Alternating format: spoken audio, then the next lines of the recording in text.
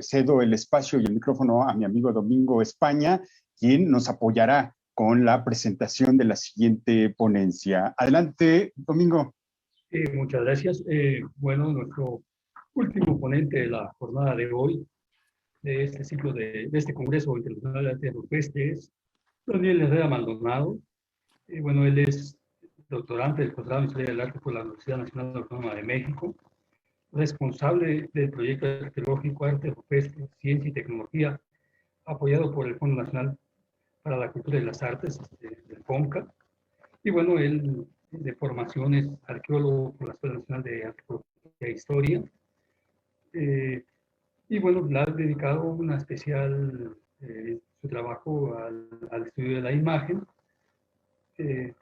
Y ha formado parte también de varios proyectos de investigación referentes al arte rupestre de los estados de Hidalgo, Baja California, Nuevo León, Chihuahua, Durango, de los cuales ha generado diversas publicaciones, y también es participante asiduo de varios congresos internacionales como de Arará y de la IFRAO. Y bueno, ha participado también en la creación de distintos eventos relacionados con la formación y difusión del quehacer rupestre en jóvenes investigadores, como los ciclos de conferencias de estudiantes de cultura rupestre que ha organizado la ENA. Y en 2016, bueno, entró al posgrado de Historia del Arte en la Universidad Nacional Autónoma de México.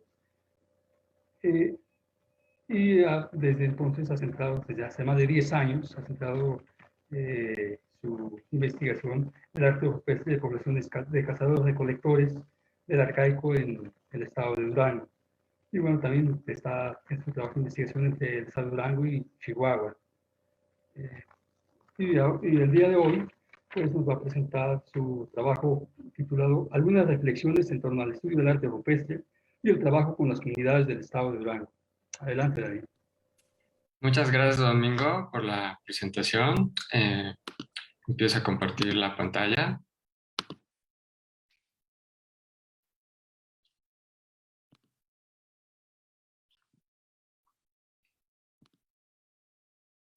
¿Me confirman que se ve por ahí? Muy bien. Sí. Muchas gracias. Ok, pues como siempre me uno a los agradecimientos por la oportunidad de presentar estas reflexiones en torno al trabajo de las comunidades y la experiencia en la investigación del arte rupestre de Durango. En esta ocasión, no retomar un poco los trabajos, que es la parte más divertida en términos de la investigación, del estudio de estas expresiones, de la memoria que conservan muchas de estas expresiones, y más bien me concentraré en esta parte un poco agridulce que implica la conservación de muchos de estos sitios, ¿no? Reitero, ante la importancia de este espacio, por lo mismo, uno de los objetivos que discutiré será la problemática particular que en los últimos años y particularmente durante la pandemia está relacionada con el deterioro y cómo a lo largo de pues ya más de 15 años he sido testigo de este paulatino afectaciones que sufre esta región, ¿no? Por el otro lado también la idea un poco de esta presentación es hacer un primer diagnóstico de la difícil situación de conservación que enfrentan, ¿no?, muchos de estos sitios, y sobre pues, las propuestas o iniciativas que tenemos en ese sentido, ¿no? Para eso pues pongo el caso particular, como pueden ver aquí en la imagen, del sitio La Cueva de las Mulas, este sitio ubicado en la porción central del estado de Durango, que tiene la particularidad importante de estar suscrito en la lista del Patrimonio Mundial de la UNESCO como parte de este itinerario cultural del llamado Camino de Tierra Adentro. Entonces, por mayor razón, nos preocupa precisamente la situación que enfrenta complicada, ¿no? Y esto es como, bueno, lo quería poner en el marco muy natural de los que nos dedicamos al estudio del arte rupestre y estas relaciones que mantenemos con muchos de estos sitios prácticamente como de como si fueran realmente parientes, y hay que decirle que en el caso pues, de este sitio y de otros de la región se encuentran bastante enfermos, ¿no? Bueno, iniciaré precisamente el diagnóstico de la situación que enfrenta varios de estos sitios, y entre ellos precisamente, como pueden ver, la Cueva de las Mulas, mencionando los primeros trabajos fundamentales del doctor Fernando Berrojalbiz, que en el año 2004 emprendió como parte de su proyecto de los tepehuanes prehispánicos del norte de Durango, y que tuve la oportunidad fundamental para mí de poder participar en el registro sistemático de sus imágenes, uno de los registros más importantes y fundamentales, si bien dentro del proyecto Hervideros, también encabezado por la doctora Margaret Hertz, se dieron trabajos muy importantes de registro en esta región, y anteriormente también los oriundos de Durango, el doctor Jesús Lazar, de entre ellos, también dieron unos primeros registros o estudios de esta región y de este sitio, ¿no?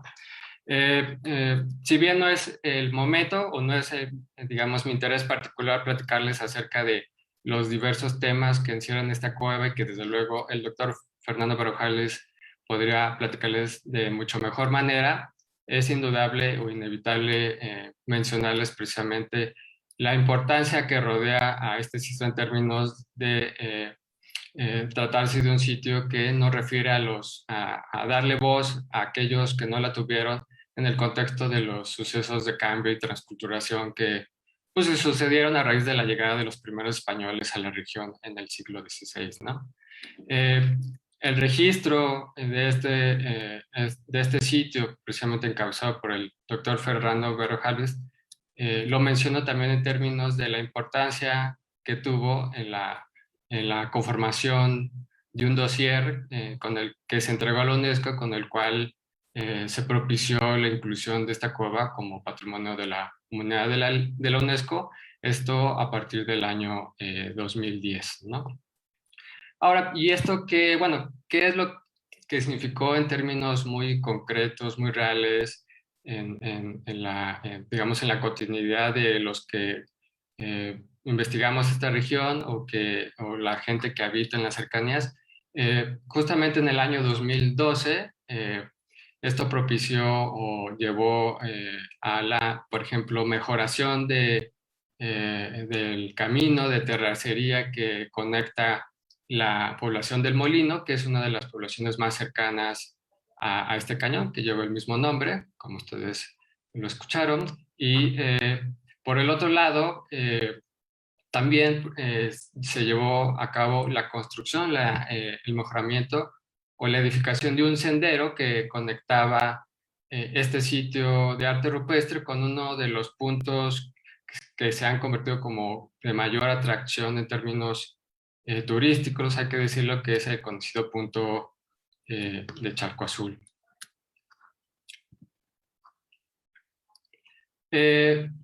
También otra de las, digamos, de las acciones más visibles en términos de la infraestructura que propició su nombramiento fue, como lo podemos ver, la puesta en escena, o bueno, la edificación de esta primera señaléctica que resume los contenidos del valor histórico de la Cueva de las Mulas, así como esta placa, ¿no? Que justamente conmemora la inclusión, ¿no?, del sitio de la Cueva de las Mulas. Es interesante constatar que justamente la ubicación de esta señaléctica se hizo en Charco Azul, que es un punto alejado por varios kilómetros de la Cueva de las Mulas, ¿no? Un poco, me parece a mí, develando un poco precisamente el valor turístico que ya desde a tiempo anterior se reconocía en este. Formalmente en la cueva vimos que, digamos, la principal añadido que se le hizo fue la construcción de esta primera cerca para limitar o controlar que el ganado accediera a ella, ¿no? Un dato importante también señalar de estos trabajos realizados en el 2012 es que formaron parte de estos programas de empleo temporal que se impulsaron desde el gobierno, como usted sabe, del presidente Vicente Fox, y que, digamos, involucraban la participación de los integrantes de la comunidad misma, se les pagaba ese salario y al mismo tiempo ellos participaban en las acciones de mejoramiento de las poblaciones, ¿no? Entonces, en términos generales fue algo interesante porque ellos, por lo que he podido reconocer, guardan con muy buena memoria, con buenos ojos, este primer, digamos, acercamiento con la comunidad en términos de lo que involucró el nombramiento de este sitio, ¿no? Como patrimonio de la humanidad. Pues, por desgracia, pues como ustedes saben, a lo largo del gobierno de Felipe Calderón, producto de la violencia que se suscitó a raíz de la guerra contra el narcotráfico, muchas de estas zonas, precisamente la que me estoy refiriendo, la violencia muy cruda que aconteció imposibilitó el poder acceder o continuar con las investigaciones. Y no fue sino hasta el año 2013 que con la intención de, digamos, comprobar la viabilidad de retomar muchos de estos trabajos, pudimos comprobar que la región en general, y pues que se ha expresado sobre todo con la señal eléctrica, pues había sufrido un deterioro de abandono importante, ¿no? Lo principal es que veamos ya un claro vandalismo, inclusive en esto que pues reflejaba precisamente la situación general del sitio, ¿no? Afortunadamente, pese a que, bueno, la falta de acondicionamiento de esta primera cerca propició que se cayera, el sitio en general no había sufrido grandes afectaciones. Podíamos, como podemos ver en la imagen, apreciar los grafitis que en color blanco y algunos en color negro, pero que ya desde el año 2004 conocíamos desde pues, tiempo anterior, ¿no? También fue interesante que varios de estos grafitis pues, pertenecían después reconocimos a personas de la misma comunidad, lo cual pues, nos señaló obviamente la urgencia de implementar obviamente esta sensibilización acerca del valor de este patrimonio, ¿no? Antes de entrar en eso, me gustaría señalar también que una de las, bueno, empezamos a anotar a partir de este año y lógico a partir de la, digamos, de la mayor publicidad que se le dio a la inclusión de este sitio, un incremento de los visitantes a la zona, ¿no? Y al cañón. Y esto, también otro de los, digamos, evidencias notables de esto fue la basura, el incremento notable de la basura en Charco Azul, que creó también una problemática muy importante en términos de entre los ejidatarios que el propio ganado al ingerirlo, pues moría este ganado y lo menciono porque digamos que en términos generales creó un ambiente de, pues, de hostilidad en términos de lo que significó el abrir esta zona, ¿no? O más bien, más que abrir, sí, de las gestiones que fue nombrarlo como patrimonio de la humanidad, ¿no? Bueno, regresando precisamente a la importancia que se reconoció de trabajar con las comunidades a partir de actividades que los sensibilizaran acerca del valor histórico de estas manifestaciones, es que también parte digamos, del reconocimiento que hicimos con el trato con ellos fue, pues sí, un gran resentimiento en términos de lo que, por desgracia, suele ser frecuente en otros contextos en la arqueología mexicana, que es esta dinámica un poco de que ellos nos los hicieron expresar de que muchos de las investigaciones, ellos abren sus puertas para recibirlos, pero que nunca vuelven más para ofrecerle los resultados, ¿no? Entonces también fue algo muy importante en términos de identificar que estas actividades se enfocaran también a compartir esos resultados, ¿no?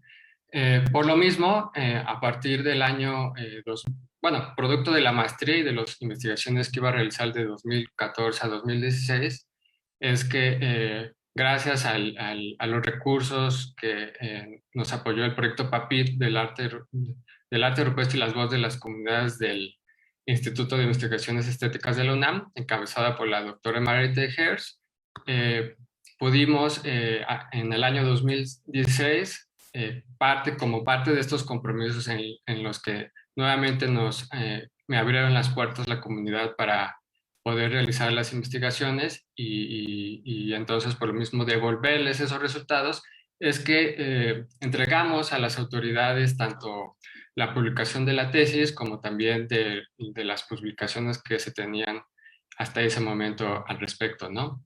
Como pues obviamente no había recursos para compartirles a todos los miembros de la comunidad estas publicaciones en físico, es que se creó este pequeño folleto donde resumíamos precisamente la información en general y las medidas en términos de conservación a la hora de visitar algunos de estos espacios, ¿no? La otra parte importante que complementó también este trabajo con la comunidad fue implementar una serie de talleres especialmente dirigidos a los niños, pero en los que desde luego adultos también participaron. Estos talleres que los dividimos como en digamos, dos áreas o dos actividades principales. La primera, una en donde presentamos en alrededor de 15 minutos muy breves, muy resumidos, digamos, el conocimiento general, donde respondíamos preguntas en torno al propósito de estas expresiones, a los posibles autores, a la cronología de muchas de estas expresiones, todo con muchas imágenes, como es claro. Y en una segunda parte donde invitábamos a los participantes a crear su propio mural rupestre con las técnicas también prehispánicas, ¿no? Entonces, por un lado, sobre todo en el caso de los niños, fue sensacional en términos de que ellos se apropien de muchas de estas imágenes, ¿no? También es importante mencionar que algo de lo que aprendimos a lo largo de estos talleres, que sí hay afortunadamente una identidad respecto a muchos de estos sitios, hay un respeto natural hacia los sitios de arte rupestre que simplemente nosotros pues apuntalamos realmente, ¿no? De hecho, también otra de las coincidencias que nos pareció muy oportuna es que también ellos reconocían un sentido de preocupación en términos del aumento que se había dado constante respecto a las visitas a los sitios y las potenciales afectaciones que podrían surgir, ¿no? Otra de las perspectivas que implementamos fue también la de incorporar a los mismos pobladores a las actividades de estudio, en este caso de registro del arte rupestre. Con esto desmitificábamos y nos liberábamos de estos malentendidos en términos de pues, cuál era nuestra labor y al mismo tiempo pues, fomentábamos la valoración que tienen las imágenes, ¿no? Y este lenguaje. Por desgracia, como los pobladores, pues nosotros mismos, o en mi caso constaté también que estas visitas constantes, cada vez aumentando, se acompañaron también de grupos de ecoturismo que llevaban a la cueva a visitar el arte rupestre a un sitio en que por su naturaleza, ya sabemos, el arte rupestre es muy frágil, pero que en este caso, pues, como es obvio, no contaba con las infraestructuras o con las circunstancias para poder ser visitable y con cargas de esta naturaleza que sin duda, digamos, nos parecía que eran cuestionables, ¿no? También por la propia naturaleza de la cueva, por su inclinación, como ustedes pueden ver, en ocasiones lleva a que sea difícil mantenerse en pie y entonces, como pueden ver en la anterior imagen, a veces uno o se puede llevar a pisar en zonas donde, aunque no se ven actualmente, pero hay todavía imágenes. Entonces, en términos generales, pues lo que quiero expresar es que no existen las condiciones en la actualidad para que estos sitios se abren al público ya la visita y en esas cantidades como podemos ver. También nos pareció o me parece cuestionable en términos del tipo de difusión que se le dio al sitio desde la Secretaría de Cultura del Estado de Durango, sobre todo porque se estableció la ubicación, afortunadamente errónea, de la cueva, pero en las circunstancias que les explico anteriormente, pues nos parecía preocupante, ¿no? Esa situación. Por desgracia, todo esto pues llevó a que justamente en el año de la pandemia, 2020, yo diría que algo muy sintomático de varias regiones a nivel mundial, donde el cierre de los espacios de esparcimiento natural de los jóvenes en los centros urbanos llevó a buscar este esparcimiento en las áreas al aire libre, donde no hay COVID, y que justamente aumentara todavía más la visita a esta cueva, ¿no? Y como consecuencia, pues tuvimos la presencia de graffiti en el exterior, como vemos aquí, área donde también hay pinturas del periodo arcaico, no solo del periodo reinal, como las que se concentran en el parte interior, y también en la zona interior, pues también hubo una presencia importante de vandalismo, ¿no? Justamente en el año de conmemoración de suscripción como patrimonio de la humanidad, ¿no? Afortunadamente, gran parte de este grafiti no se sobrepuso, o de este vandalismo no se sobrepuso a las paneles de arte rupestre, con excepción, por desgracia sí, hago esta comparación con el año 2013, con lo que sucedió ya en 2020 de este grafiti que vemos a la izquierda, y justamente por desgracia que se ubicó sobre una de las escenas, pues yo diría como más bellas o importantes, aquí un acercamiento del sitio, que es esta escena donde confluyen pues dos caravanas de comerciantes. También en este año 2020, por desgracia, cuando todos, bueno, la mayoría estábamos resguardados, se procedió a la construcción digamos, cementar el camino de acceso, a diferencia de las intervenciones en el año 2012, donde se fue muy respetuoso del patrimonio inmediato pues sí, a la construcción o el mejoramiento de este camino. En este caso, por desgracia, no lo fue, además del impacto que implica pues, la construcción con este material en este camino. Vemos aquí una comparativa, por ejemplo, en el 2004, por desgracia, una de las zonas de estudio que estamos haciendo de lítica fue alterada justamente por producto de la edificación de esto.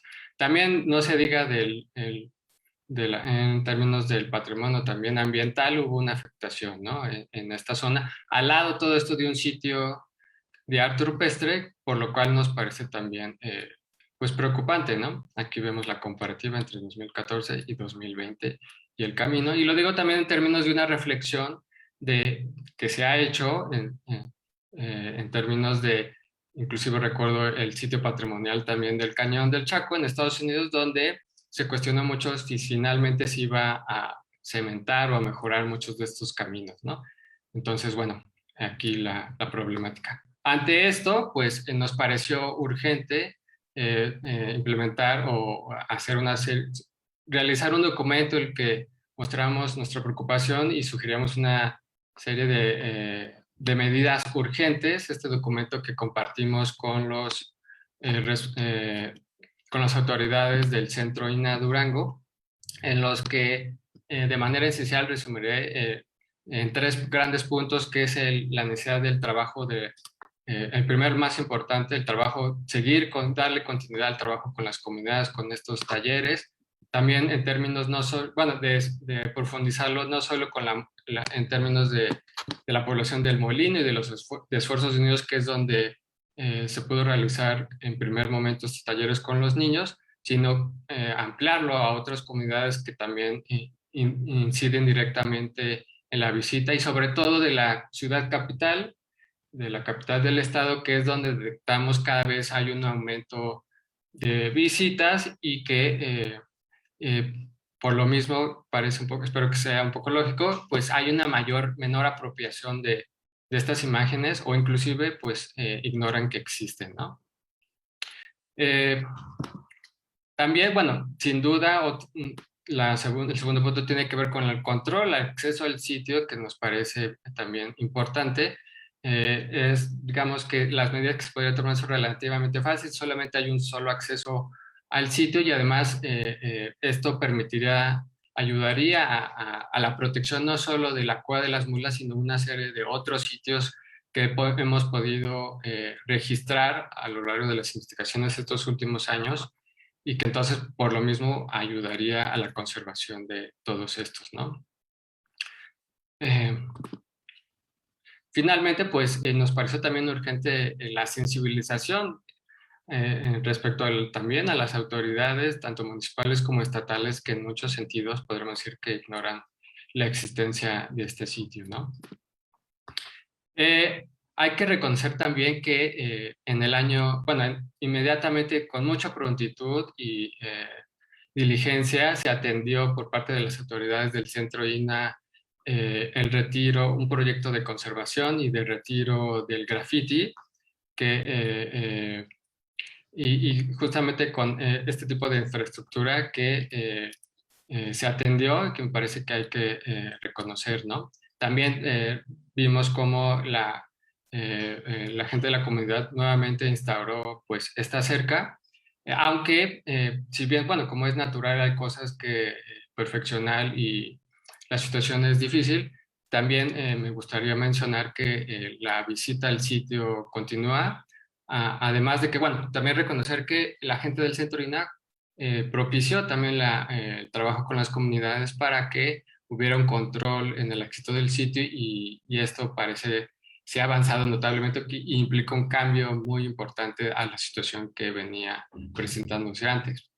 Ahora, sí, menciono esto también en términos que muchas de las visitas ya se realizan con gente de la misma comunidad, que es algo que también nos pareció importante. Y posteriormente, bueno, mencionar esto que por desgracia sí la gente, hay visitas todavía sin vigilancia, sin acompañada con la gente de la comunidad o de estos grupos de ecoturismo que a pesar de que pues mi intención ha sido contactarlos para explicarles las problemáticas, pues hay algunos que pues han continuado con la visita, ¿no? Para eso pues he ofrecido digamos como especie de visitas en términos no de invitándolos a que entren a la cueva, sino que yo pudiera pues, ofrecerle pláticas ahí mismo en el sitio, entendiendo que inclusive las imágenes ya por cuestión natural, por los escurrimientos naturales, ya no se aprecian tan bien, entonces realmente el disfrute de las imágenes ahí mismo en el sitio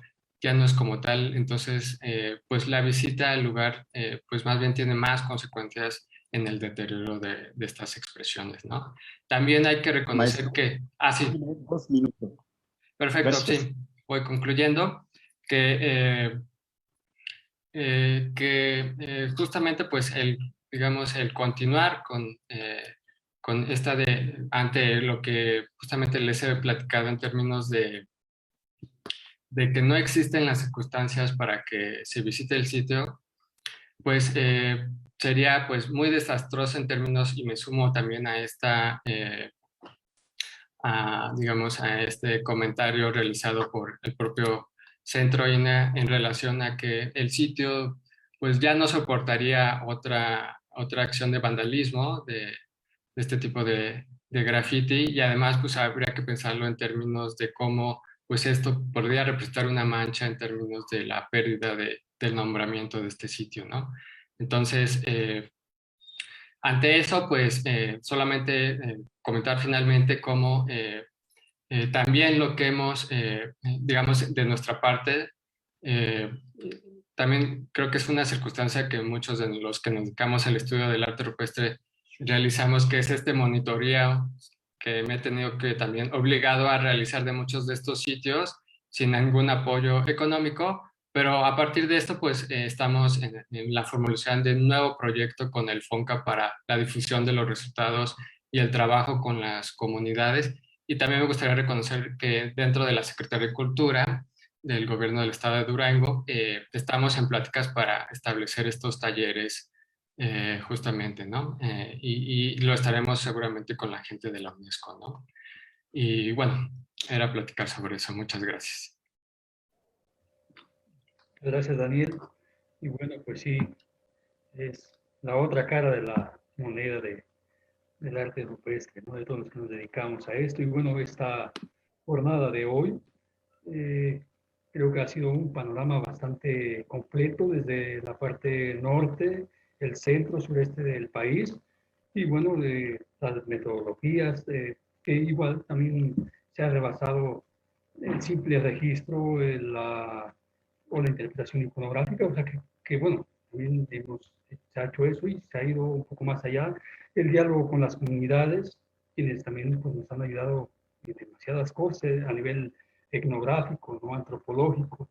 También, como lo decía María Rivas, eh, y surgen nuevas preguntas sobre cómo ven o qué son para ciertos grupos, eh, qué relaciones se establecen con los animales, con las plantas y cómo quedan plasmados en el arte rupestre también. Eh, y estos de retos, avances y preocupaciones sobre la divulgación, la conservación, son temas que todavía eh, pues tenemos que seguir, ¿no? Y que van años y años de trabajo y que nos convertimos finalmente en guardianes, ¿no? Y bueno, qué bueno que esta oportunidad es para presentar pues al público en general qué estamos haciendo, ¿no? Bueno, para no hacer más tiempo, yo creo que daremos unos 10, 15 minutos para el público para interaccionar con el público, sus preguntas, comentarios. Eh, bueno, adelante. No sé si quiere contar algo Sergio o Rocío. Sí, vamos rápidamente con los comentarios y bueno, felicitar al maestro Daniel con su trabajo, aparte de que nos expone esta situación de a veces del descuido, ¿no? Pero también evidencia un poco el trabajo de las instituciones que no hacen trabajos preventivos, ¿no? Para evitar este tipo de cuestiones de que se vandalicen estas áreas, ¿no? Muy interesante también cómo llevan esta información a la comunidad sobre su patrimonio, ¿no? Eso es imprescindible siempre porque de esa manera la comunidad va a saber qué alberga, ¿no? Y de qué son dueños de ese pasado milenario, ¿no? Y los pondrán en condiciones de acrecentar su orgullo étnico y por ende de ser los mayores protectores y difusores de su propio patrimonio y de su propia historia y su propia comunidad. Muy interesante. Rápidamente, vámonos. Rosalba Nieto Callejas dice, muy buena exposición, Josué y Silvina, perdón. Jimena Jordán dice, ¿alguna publicación en línea respecto a las presentaciones rupestres de Shokot Wetzin? Busqué, pero no encuentro aún. Si alguien encuentra, por favor, la pueden compartir. Alucinante la ponencia del maestro Vite. Ojalá poder leer una publicación al respecto pronto. Maestro Vite, ¿usted sabe si hay alguna publicación que pregunta aquí nuestra amiga del público? Pues hasta ahora no. Nada más las tesis que creo que ya están citadas por ahí en los comentarios, las de Aline, las que, bueno, también la mía del 2012 tratan sobre esta festividad, ¿no? Pero publicado, pues me parece que todavía no. Hay un artículo, me parece, sobre Xocothuetzi también en el arte rupestre como un artículo, lo voy a buscar bien. Creo que por ahí anda, pero es el único, me parece. Muy bien, gracias, maestro. Ramírez Valle dice, escucharlos es un enriquecimiento extraordinario. Admiro el trabajo que surge de las andanzas entre cerros, de los traslados con lanchas para apreciar a las piedras, gracias a sus pupilas dilatadas que ven, localizan y registran este valioso patrimonio cultural y al manejo del ente que a través de sus enfoques y perspectivas hacen tan asequible los resultados de sus investigaciones. Gracias a los organizadores, UNAM y Secretaría de Cultura del Estado de Hidalgo, por compartir y siempre enriquecer. Centeo Mendoza dice, maravillosa investigación. Mil gracias a todos quienes hacen posible esta presentación. Es también gracias a ustedes que están siguiendo este tipo de trabajos. La verdad es admirable el número de gente que está en el auditorio siguiendo la transmisión. Y pues bueno, gracias. Ana Lidia Velázquez dice, en Milpalta hay una denuncia de los religiosos porque los habitantes hacían la danza del palo volador en el Teutli, un emblemático volcán inactivo. Comentario en relación a la exposición del maestro Vite. Ernesto Che Guevara dice, Ernesto de Jesús Espinosa García, presente, saludos desde Chiapas, México, gracias por la invitación de la charla, felicidades por la organización. Bueno, ahí está el comentario del maestro Vite contestando. Y dice que Aline LG dice, Alfonso, tu tesis es preciosa, la acabo de citar, te paso por tu correo. Nictec, que bueno, nos va a estar aquí acompañando el miércoles. Muchas gracias a todos los ponentes. Sherlock House, estamos pendientes, Baja California, necesitamos más atención, que no sea extranjera, más atención de su gente local entre las pandemias del expansionismo western. Nos van a expropiar la Baja California. Cristian Moreno, Daniel, ¿existe alguna forma de restaurar las pinturas o que por efectos del tiempo estén desapareciendo o estas imágenes ya se perdieron para siempre? Pregunta para el maestro Daniel. Bueno, habría que ver las características de cada lugar y también creo que es una pregunta que correspondería a los restauradores, un área muy específica. Y en cada caso habría que analizarlos porque, bueno, por ejemplo, pongo como ejemplo el caso de la Cueva de las Mulas, o en muchos sitios donde la visibilidad es menor, pero afortunadamente no es porque la capa pictórica ha sufrido un deterioro, sino que más bien los escurrimientos naturales los han cubierto, inclusive en muchas circunstancias esto ayuda a que se conserven, ¿no? Las protege, ¿no? Entonces habría que ver cada caso en específico. También mencionar que a pesar de que no se aprecian tan bien, nuevamente perdón por la redundancia, pero cada caso podría ser distinto, pero uno en ciertas circunstancias prefiere a veces que no llamen tanto la atención los sitios para que llevan a más gente y a potenciales afectaciones. Entonces, como ya han visto a lo largo de estas presentaciones, pues con diferentes programas pueden ayudar a mostrarlas, ¿no? También otro detalle es que como en el caso aquí de la Cueva de las Mulas, y yo creo que debe ser una política potencialmente útil en otros contextos, por las características del arte rupestre es muy cuestionable, yo diría, en términos de las visitas turísticas a estos lugares y habrá que más bien pensar en políticas de visitas virtuales, ahora sobre todo en la realidad que vivimos de la virtualidad, pues más bien crear visitas virtuales, inclusive en circunstancias donde se podrían ver mucho mejor las pinturas y yo creo que más que es decir, implantar estrategias para que se conserven bien las expresiones, pero no para potenciar sus visitas a futuro, sino para que se mantengan bien, pero más bien implementar recursos para que haya, inclusive en circunstancias donde sean más o propiciar más la visita a través de estos medios electrónicos, ¿no? Que implica la virtualidad. Entonces yo, bueno, al menos yo soy más, me inclino más a esa postura, ¿no? Muy bien, gracias, maestro. Diana Barca dice felicitaciones al maestro Daniel, en especial por el trabajo de tallereo con los niños. Excelente propuesta para reconocer, apropiarse y conservar el patrimonio cultural. Beatriz Isela, la doctora, dice felicidades al maestro Daniel Herrera. Es muy interesante el trabajo en el sitio, pero la vinculación con la comunidad es de gran relevancia porque es la única forma de preservarles. ¿Cuál ha sido la principal problemática enfrentada en el acceso al sitio y su conservación? ¿Por qué no es el turismo, sino la problemática de violencia y la propiedad de los espacios? ¿Cómo la enfrentan? Ahí están esas dos preguntas para el maestro Daniel.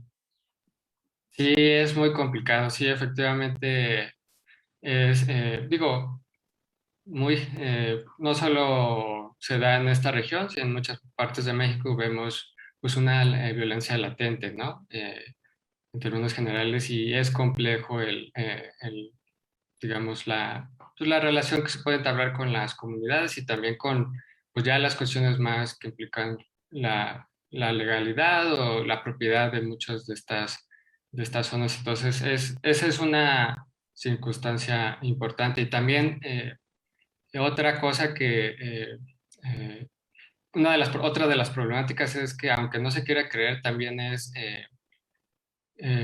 pues que hay una, bueno, yo lo he sentido así, como negar la importancia, aunque parezca increíble, de trabajar con las comunidades. O sea, todavía hay un sentido de que no sirve eso, ¿no? El trabajar con las comunidades. Entonces también ha sido como una especie de obstáculo, ¿no?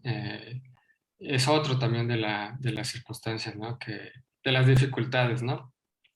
Y más allá también pues, de la falta de recursos, obviamente, ¿no? Que es una problemática que habrá que plantear nuevas estrategias en términos de las circunstancias que ahora vivimos, pero solo quería mencionar dos aspectos importantes. Por uno, pues que este no es un sitio más, yo sé que es una realidad constante en muchos sitios de arte rupestre, pero creo que lo amerita en términos del nombramiento como patrimonio de la humanidad, ¿no? Es decir, no se puede dejar pasar.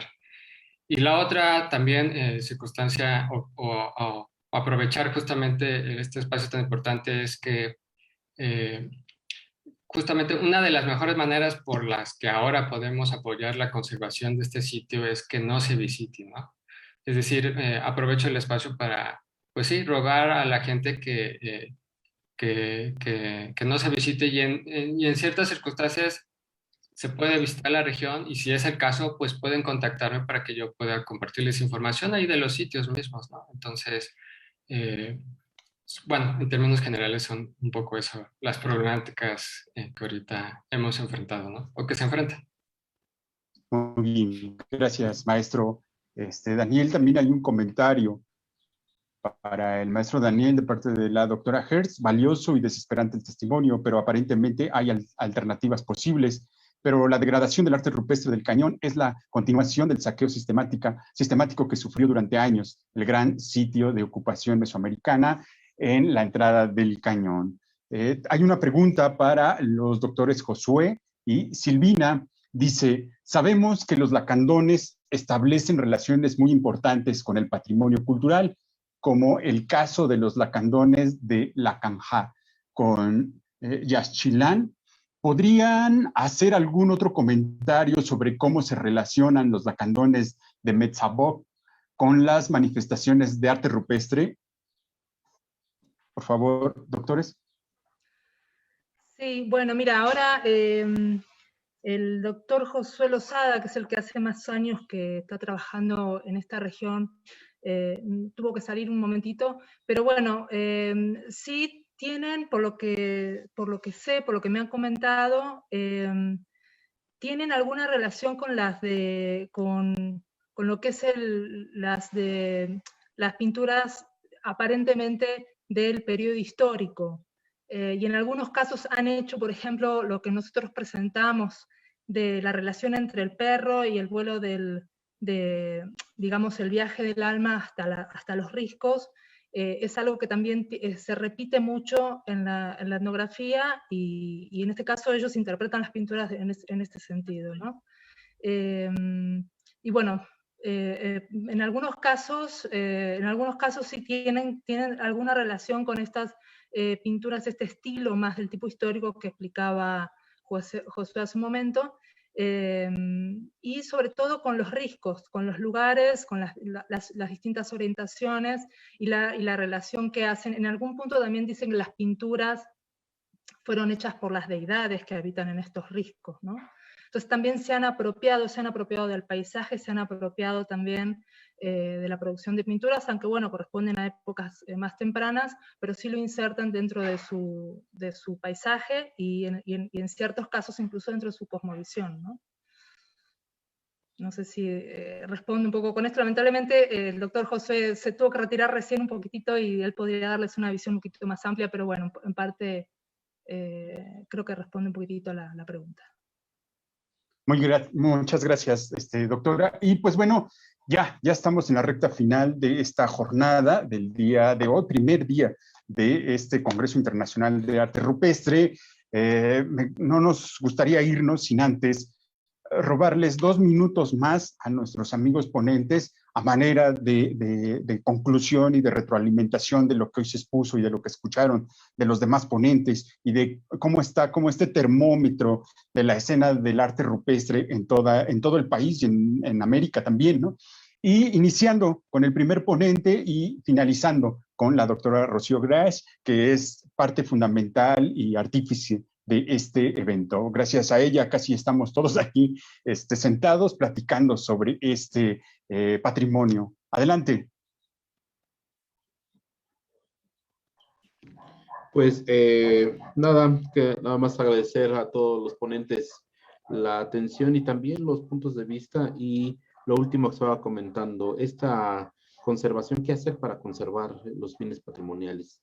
Talleres, conferencias, iniciativas también de las propias comunidades, o combinar tanto la participación del gobierno, de las diferentes instancias, y también con las comunidades. Y algo fundamental que a mí me parece es reconectar el pasado y también refrescarlo y refrescar la memoria de los abuelos y de las abuelas con las siguientes generaciones. Yo creo que eso es importantísimo, reconectar los vínculos de lo que vemos alrededor y también de lo que vemos pintado, porque eso es nuestro, y si no lo conocemos, si no lo conocemos, entonces no lo podemos conservar. Yo creo que hay que insistir, y ese es el propósito de este congreso también, una relación comunitaria y los acercamientos y de los diálogos constantes entre diferentes instancias y diferentes personas y comunidades. Pues muchas gracias, gracias a todos. Gracias, doctor. Perdón, se me olvidó nuestra primera ponente, la doctora Hertz. No sé si ella quisiera regalarnos 2 minutos y después regresamos con la maestra María. Por favor, doctora. Sí, quedé muy impactada con las imágenes de Daniel. Es una región que conozco y que es una maravilla de la naturaleza. Y yo pienso que no hay que desesperarse, y es un trabajo continuo en gran parte de educación. Mencionaba en mi comentario que durante años en ese mismo cañón se pudo imponentemente destruir completamente, saquear completamente un sitio mesoamericano muy grande. Y fue impune, llenaron colecciones privadas de eso.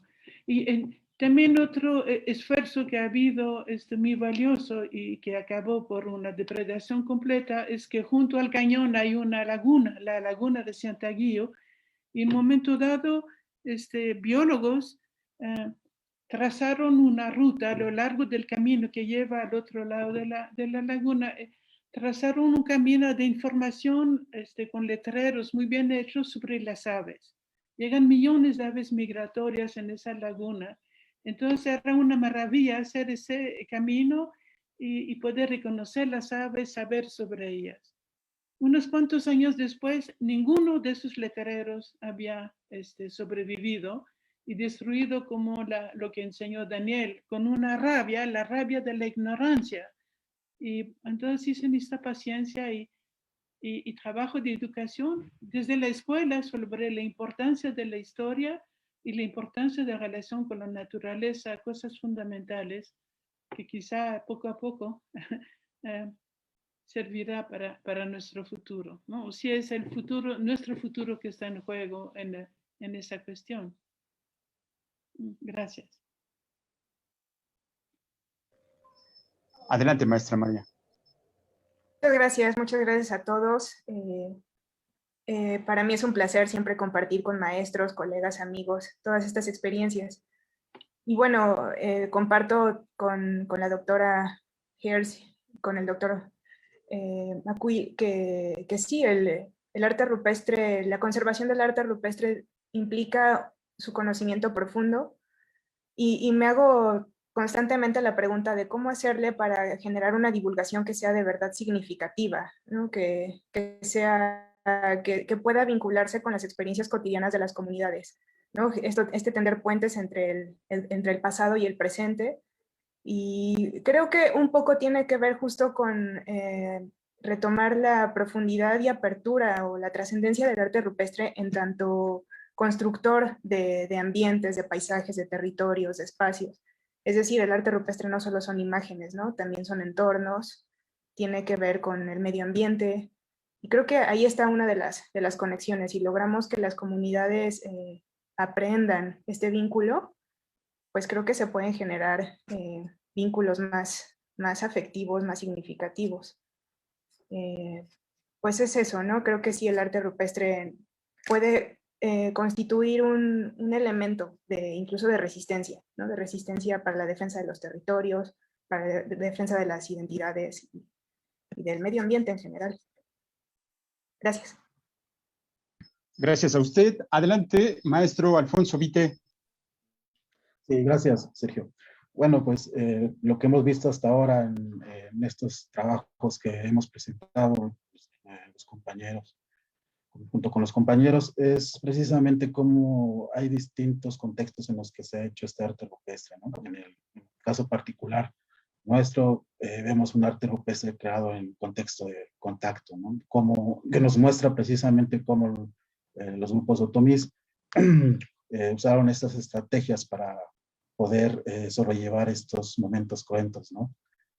Que representaba pues, digámoslo así, el dominio español, ¿no? Las diferentes estrategias que se usaron. También nos muestra la manera en cómo repensaron su tiempo y también para darle continuidad a su visión del mundo, ¿no? Y es por eso que el arte rupestre, en este caso particular del Valle del Mezquital, pues se nos presenta como un gran acervo documental, ¿no? Son fuentes históricas que nos muestran precisamente su visión del mundo y sobre todo la historia de cómo conciben el tiempo este grupo. Y en ese contexto, pues también remarcar la importancia que debe haber, sobre todo en el cuidado y la preservación de estos sitios, ¿no? Como tal. Pues hay varias comunidades que no es que estén desvinculadas totalmente, pues existe tradición oral que habla sobre los sitios, que se puede incluso ver o comparar en los distintos motivos, en las distintas escenas que representan esta pintura rupestre, ¿no? Y pues bueno, yo creo que pues esto se ve reflejado también sobre todo en comunidades donde ya se han creado comités para el cuidado de estos sitios, ¿no? En el caso particular del Boyé, por ejemplo, Tezoquipan, que las comunidades pues se han aplicado. Me parece que van a estar presentando aquí sus experiencias, que eso yo creo que me parece muy importantísimo, ¿no? Es un tema muy interesante cómo es que la misma población está trabajando y está relacionándose con sus propios sitios. Pues gracias también a ustedes por darnos aquí el espacio para poder presentar nuestros trabajos. Gracias a usted, maestro. Adelante, doctora Silvina. Sí, bueno, un poco compartiendo también los comentarios de los colegas. ¿Sí? ¿Conecté el audio? Sí. También, bueno, coincidiendo muchas cosas, ¿no? El arte rupestre con relación a las comunidades, hay muchos casos, digamos, cada región, cada localidad, cada lugar varía, ¿no? Y por lo tanto también varía la importancia o la relación que puedan tener las comunidades con sus sitios arqueológicos y con los sitios rupestres en particular. Al menos en mi experiencia hay de todo, ¿no? Recién preguntaban por la relación con los lacandones. Bueno, comentaba que afortunadamente las comunidades lacandonas valoran, pero cuidan mucho sus sitios, de hecho lo han incorporado a su propio paisaje y los consideran como sitios sagrados, digamos, e incluso los consideran como pinturas hechas con sangre por los dioses después de un eclipse. Me estaba recordando ahora Josué un poquito. O sea, que están incorporados incluso a su cosmovisión, y eso es importante porque, bueno, ayuda mucho a la conservación. Ahora también algo que tiene, nosotros hablamos siempre mucho del arte rupestre y en términos de estudio y de interpretación incluimos también el paisaje y todo. Creo que eso también es algo que hay que incluir para la conservación, ¿no? La valoración también de los propios lugares, ¿no? Del lugar en sí mismo, porque incluso muchas veces me ha pasado que si las pinturas son muy, digamos, borradas o muy poco visibles o poco, digamos, llamativas para un ojo normal, por ahí no las consideran importantes, ¿no? Entonces, creo que también los lugares en sí reforzaría también la valoración que puedan tener las comunidades, que por ahí dicen, no, pero son unas manchitas y nada más no es importante, ¿no? Creo que sabemos que todo es importante y cada vez hay más tecnologías que nos permiten ir rescatando la importancia de los lugares aunque estén borrados, ¿no? Entonces, digamos, valorar tanto para el estudio como para la preservación, la conservación y la valoración de estos sitios rupestres, valorar desde la propia figura hasta los lugares, ¿no? E incluso así como hacemos para el estudio, ir desde el análisis arqueométrico hasta, digamos, aplicar el enfoque también mucho más integrado, ¿no? A todo lo que pueda tener con el estudio del contexto y con el estudio, digamos, desde distintos enfoques teóricos, ¿no? Entonces, eso también, esa como red de líneas de análisis que se conjugan en el estudio del arte rupestre también debería ser por ahí incorporado en políticas de protección y de preservación para que pueda tener como más enganche e incluso también dentro de estas digamos, por ahí, políticas o gestiones que se puedan hacer en cada caso con la comunidad, que como decía, cada comunidad es distinta, cada comunidad tiene su propia historia y su propio vínculo con las pinturas, pero en este esfuerzo a hacer que también se cuiden y se valoren y se protejan, también, digamos, incorporar la mirada, ¿no? Como hemos escuchado también en este día, ¿no? Incorporar la mirada de las comunidades en relación al arte rupestre, ¿no? Entonces, bueno, ese es un poco mi comentario que lo hago también en nombre del doctor Josué, que bueno, como decía, tuvo que salir, pero bueno, un poquitito mi comentario. Muchas gracias. Gracias, doctora. Adelante, maestro Daniel. Muchas gracias. Pues simplemente reiterar ya lo dicho, más bien esperando como, bueno, también ya respondiendo un poco a la doctora, efectivamente siempre hay, ahora sí que hay futuro en términos del estudio, conservación de muchos de estos sitios. Como ella bien mencionaba y decía Silvina, efectivamente hay muchos aliados todavía en términos de la conservación en cada contexto y no se diga aquí en Durango. Sin duda, solamente, y supongo que será a lo largo de los días del evento, estamos a muy buen tiempo como una primera llamada de atención en términos pues de las implicaciones y responsabilidades que está atrás del estudio, protección de muchos de estos sitios, ¿no? Entonces, más bien, digamos, reitero el privilegio que es nutrir precisamente y seguir aprendiendo en términos del trabajo con las comunidades y de las políticas y planteamientos que puedan surgir en términos de la circunstancia que ahora vivimos también, ¿no? Que va a ser muy diferente a partir de ahora a la hora de la protección de muchos de estos sitios, ¿no? Entonces, creo que es una excelente oportunidad también para eso. Y pues muchas gracias. Gracias a usted, maestro Daniel, por venirnos a acompañar y por su charla y por este comentario tan asertivo. Rápidamente pasamos también un último comentario para cerrar casi con la doctora Rocío Grez, que tiene un mensaje para nosotros.